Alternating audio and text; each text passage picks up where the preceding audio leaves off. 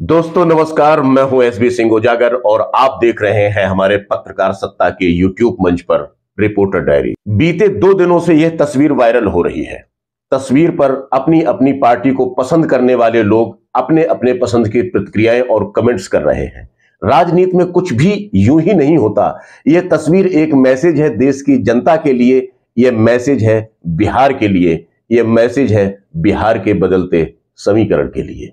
2 महीने बाद देश में लोकसभा चुनाव है और 1 साल बाद 2025 में बिहार में विधानसभा चुनाव। इसी तरह की एक तस्वीर 2022 के यूपी चुनाव से पहले भी बनी थी। वह तस्वीर थी यूपी के तत्कालीन पूर्व मुख्यमंत्री अखिलेश यादव और कांग्रेस नेता राहुल गांधी की। लोगों ने कहा कि ये 2 लड़के यूपी में कमाल दिखाएंगे। कमाल हो भी सकता था, लेकिन तब यह कमाल नहीं होने दिया बहुजन समाज पार्टी की मायावती। 2019 में उन्होंने समाजवादी पार्टी के साथ जो समझौता किया था उसे 2022 में तोड़ दिया और वे अकेले चुनाव लड़ी।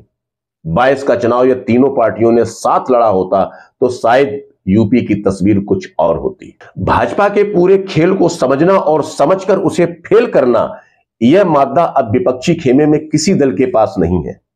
2022 के विधानसभा चुनाव से पहले भारतीय जनता पार्टी यूपी में सपा से बसपा को अलग कराने में कामयाब रही और 2024 के चुनाव से पहले बिहार में नीतीश को आरजेडी से, यानी स्थिति 2022 में जो यूपी की थी वही अब 2024 में बिहार की हो रही है।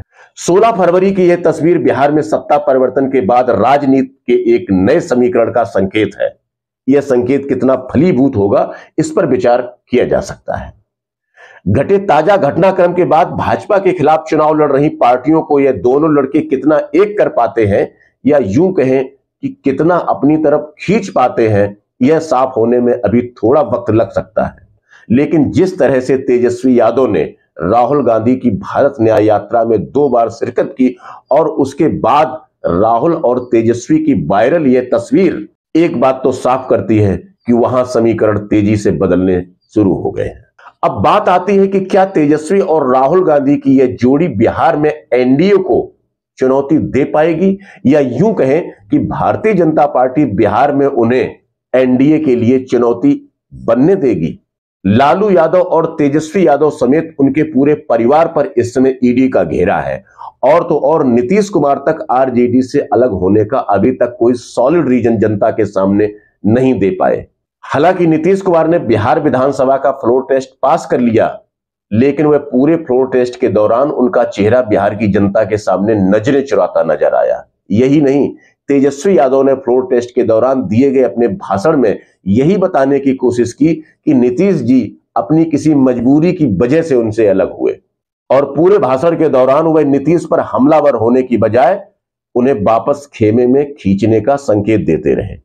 जनवरी में राहुल गांधी 2 दिनों के लिए बिहार के सीमांचल इलाके में पहुंचे थे। उसी दौरान 29 जनवरी को आरजेडी अध्यक्ष लालू यादव और 30 जनवरी को तेजस्वी यादव को ईडी ने पूछताछ के लिए बुला लिया। शुक्रवार को रोहतास में राहुल गांधी की भारत जोड़ो न्याय यात्रा में तेजस्वी यादव ने इस बात का जिक्र और दावा भी किया कि उन्हें राहुल गांधी की सभा में शामिल होने से रोकने के लिए ही प्रवर्तन निदेशालय ने घंटों पूछताछ के लिए बैठाए रखा था। पिछले महीने की 28 जनवरी को नीतीश ने महागठबंधन के साथ छोड़कर एनडीए से हाथ मिला लिया था। इस तरह से बिहार में आने वाले लोकसभा चुनाव में नीतीश के बिना राहुल गांधी और तेजस्वी यादव की यह जोड़ी एनडीए के लिए कितनी बड़ी चुनौती बन पाएगी, इसे भी समझ लिया जाए।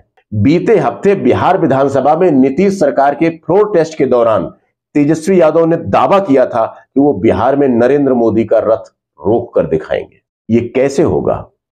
राजनीति के जानकार यह मानकर चल रहे हैं कि नीतीश के अलग होने से बिहार की जनता की सहानुभूति तेजस्वी यादव के साथ जा सकती है।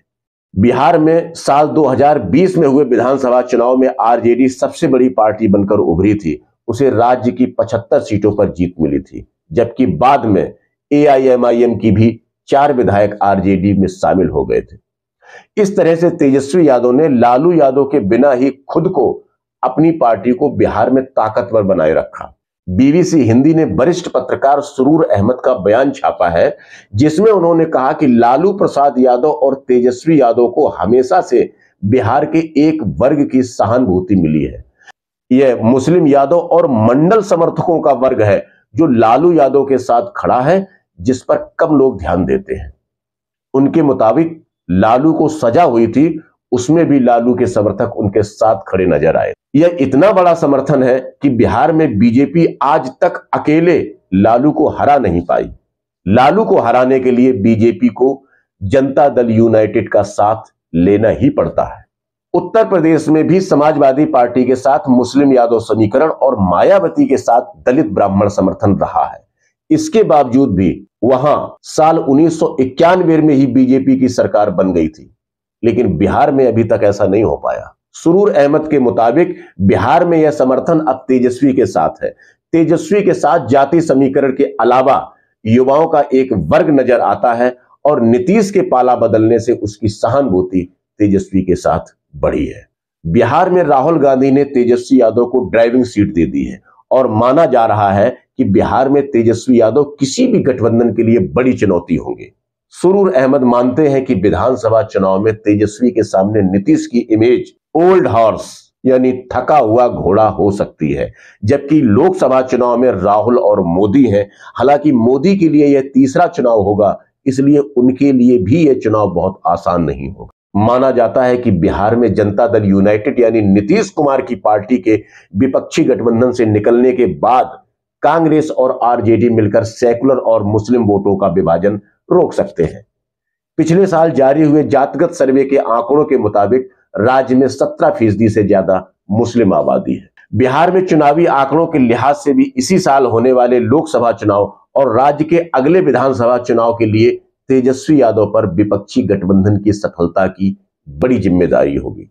तेजस्वी और राहुल की मुलाकात की इस खास तस्वीर को कांग्रेस और राष्ट्रीय जनता दल ने अपने अपने सोशल मीडिया पर शेयर किया। इसमें राहुल गांधी और तेजस्वी एक ही गाड़ी पर सवार हैं और ड्राइविंग सीट पर तेजस्वी यादव है। यानी बिहार की जनता के लिए मैसेज साफ है, आने वाले समय में बिहार की राजनीतिक गाड़ी के ड्राइवर तेजस्वी यादव ही होने वाले हैं।